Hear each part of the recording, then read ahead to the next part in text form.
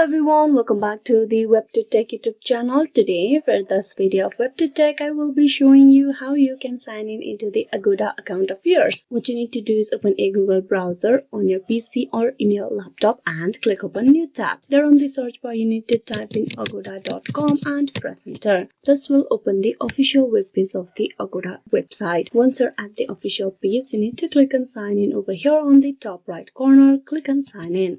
This will redirect you to the sign-in page of the website. Once you're at the sign-in page, you can see the process, email, and mobile. There's two ways how you can log in into it. So we're gonna go with the email. I'll just explain about mobile. For mobile, you need to choose your mobile number. So click on the drop-down menu and choose your country code from the option below. Then you type in the number and then you type in the password, then click on sign in over here. Now for you, I'm just gonna go and show you the email process. Type in the email address.